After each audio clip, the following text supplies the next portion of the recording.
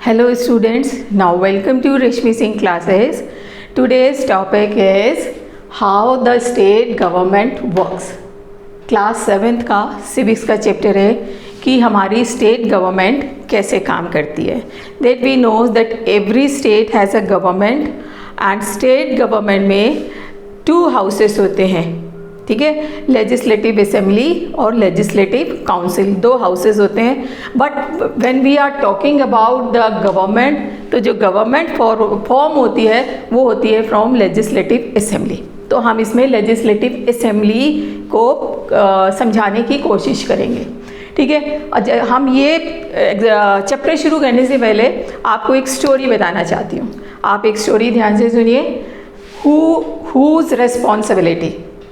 The 2 girls, they were talking with each other because a news came in the newspaper. तो वो news पढ़ने के बाद बातें कर रही थी. There is a water shortage in our state. हमारी स्टेट में वाटर शॉर्टेज है and the people are falling sick because of this dirty water, polluted water. तो डायरिया, डिसेंट्री, हिपेटाइटिस, तो इसमें बहुत सारे लोग बीमार पड़ रहे हैं. तो वो आपस में बातें कर रही थी. And the villagers have been carrying water across the great distances. Means जो लोग हैं वहाँ पे, जब उनको पानी नहीं मिल रहा था प्योर ड्रिंकिंग वाटर, तो वो बहुत दूर से पीने का पानी लेके आया करते थे. मतलब बहुत ज़्यादा प्रॉब्लम क्रिएट हो रही थी वहाँ पे. People at the district headquarter Patalpuram, means Patalpuram की हम बात कर रहे हैं, receives water supply once in 3 days. Patalpuram में 3 दिन में सिर्फ एक बार पानी उनको मिलता था. बाकी क्या करना पड़ता था, उनको दूर दराज से पानी लेके आना पड़ता था because of shortage of water. Acute shortage थी. ठीक है, and water supply once in 3 days and both the girls they were talking and they were going to school. और स्कूल जा रही थी and suddenly they were stopped by the police. उसने एक policeman ने उनको रोक लिया. उन्होंने पूछा, भैया क्या बात है, क्यों रोका है आपने? ठीक है, the policeman stop the girls, this road is block due to rally. तो पुलिस वाले ने बताया कि ये जो रोड है इसको हमने ब्लॉक कर दिया है बिकॉज ऑफ रैली. एक रैली हो रही है एंड दे हैव घेर आउट द MLA's रेसिडेंस. और जो रैली जो किस लिए निकल रही है, क्योंकि उन्होंने एक MLA जो हमारे एरिया के हैं उनके रेसिडेंस को घेर लिया है, घेराव किया है. मीन्स धरना देना, घेराव करना अपनी बात मनवाने के लिए. तो जो MLA का रेसिडेंस है उनका घेराव किया गया है. एंड दे डिमांडेड, और लोगों की क्या डिमांड है? Demanded that authorities take immediate action. कि जो अथॉरिटीज़ हैं, जो हमारी लेजिस्लेटिव असेंबली में बैठे हुए हैं, they will take the responsibility and make necessary arrangements. वो अरेंजमेंट्स करें हमारे इस एक्यूट शॉर्टेज ऑफ वाटर. ठीक है, MLA should take the responsibility for this. एक नया वर्ड आया, MLA. तो MLA should take the responsibility. इसकी रिस्पॉन्सिबिलिटी MLA को लेनी पड़ेगी because we have choose our representative in the form of MLA. क्योंकि हमने अपना रिप्रेजेंटेटिव MLA को चुना है तो वो हमें रिप्रेजेंट करेगा इन द लेजिस्लेटिव असेंबली और हमारे बिहाफ पे आवाज़ उठाएगा. इस वजह से वहाँ पे घेराव किया गया था और वो डिमांड कर रहे थे. The one girl, what a loud voice he has, he must be a leader.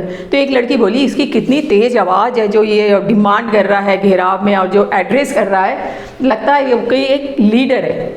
तो दूसरी लड़की कहती है, नहीं ये लीडर नहीं है, I saw him on TV too, he is a member of opposition. ये एक अपोजिशन पार्टी है. अगेन द सेकेंड वर्ड ध्यान रखिएगा, MLA कौन होता है और अपोजिशन क्या होता है अभी मैं आपको समझाऊंगी. तो दूसरी लड़की कहती है, नहीं मैंने इसको देखा है TV में, ही is a member of opposition party. ये अपोजिशन पार्टी को बिलोंग करता है. So this is the story कि गर्ल्स कैसे बात कर रही थी, कैसे उनको एक जगह रैली मिली और रैली वाले क्या डिमांड कर रहे थे, MLA का घर क्यों उन्होंने घेरा हुआ था और ये अपोजिशन पार्टी क्या होती है. चलो अब हम यहाँ समझते हैं.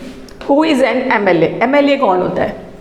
MLA means the member of legislative assembly. जैसे मैंने अभी आपको बताया कि 2 हाउसेज होते हैं, legislative assembly and legislative council.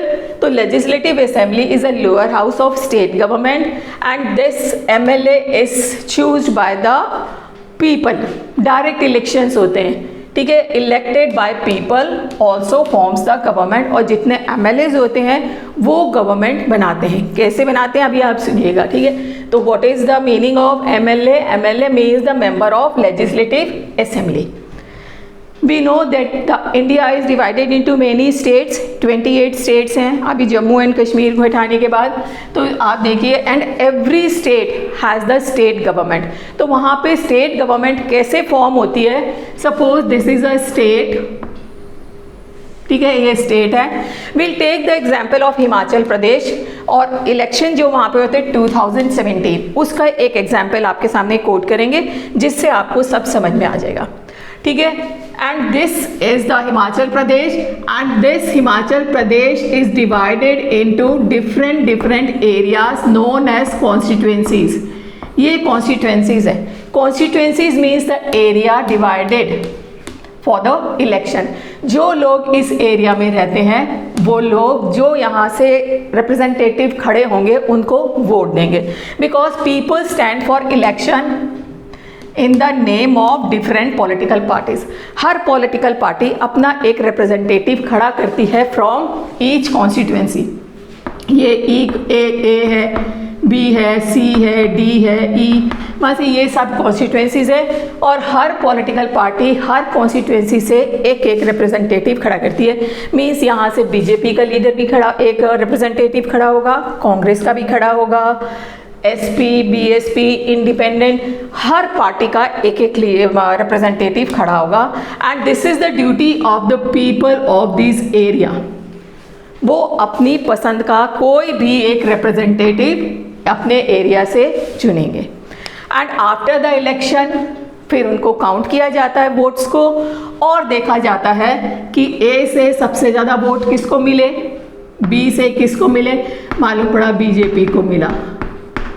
4 members representative खड़े हुए थे, ठीक है, जैसे बीजेपी का, Indian national Congress, communist party of India, independent, 4 खड़े हुए, और सबसे ज़्यादा A कॉन्स्टिट्यूएंसी में बीजेपी का लीडर आया, ठीक है, और B कॉन्स्टिट्यूएंसी में कांग्रेस का आया, D में अगेन बीजेपी। मीन्स एक एक रिप्रेजेंटेटिव हर जगह से जीतेगा, ठीक है। तो क्या रिजल्ट रहा था इन 2017 में? These are the name of different political parties in Himachal Pradesh. BJP got the total number of constituencies is 68। वहाँ पे 68 कॉन्स्टिट्यूएंसी सी, इट मीन्स 68 MLAs वहाँ से इलेक्ट होने थे। तो रिजल्ट क्या रहा? बीजेपी 44, इंडियन नेशनल कांग्रेस के 21 MLAs आए, communist party of India Marxist 1 आया, इंडिपेंडेंट 2 MLA। इंडिपेंडेंट वो होते हैं जो किसी पॉलिटिकल पार्टी को बिलोंग नहीं करते हैं, वो अपने दम पे खड़े होते हैं, तो वो 2 मेंबर्स आए, एंड ऑल टुगेदर 28 MLAs हमें मिल गए, ठीक है। इस तरह हर स्टेट में होते हैं इलेक्शन। मैंने आपको एक एग्जाम्पल लिया है हिमाचल प्रदेश का। अब ये 68, अब इसमें हमने देखा the maximum number of MLAs they belongs to BJP, ठीक है। तो हमारे गवर्नर जो होता है वो इनवाइट करता है बीजेपी पार्टी को to come and form the government in state, कि जिसको सबसे ज़्यादा मेजॉरिटी MLAs होते हैं उनको इनवाइट किया जाता है कि आप आइए और अपनी सरकार बनाइए। समझ में आया? तो MLAs कौन होते हैं? They were elected by the people, जैसे मैंने आपको बताया। और कॉन्स्टिट्यूएंसी क्या होती है? द एरिया, जहाँ पे वोटिंग होती है उस एरिया को कॉन्स्टिट्यूएंसी कहते हैं, ठीक है। तो this is the ruling party. अब ये क्या हो जाएगा? रूलिंग पार्टी, क्योंकि इन्होंने मैक्सिमम मोर देन हाफ, तो ये रूलिंग पार्टी है। अब रूलिंग पार्टी का जो नेता होता है, एक लीडर चुनते हैं, या जो लीडर होता है उसको बनाया जाता है chief minister, and chief minister he choose some ministers from its MLAs।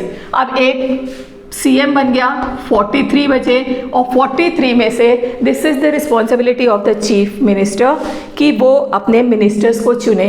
For example agriculture minister, ठीक है, एजुकेशन मिनिस्टर, हेल्थ मिनिस्टर, इस तरह डिफरेंट पोर्टफोलियोज देके वो अपनी मिनिस्ट्री को चुनते हैं।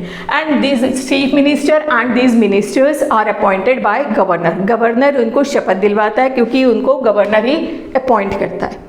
क्लियर?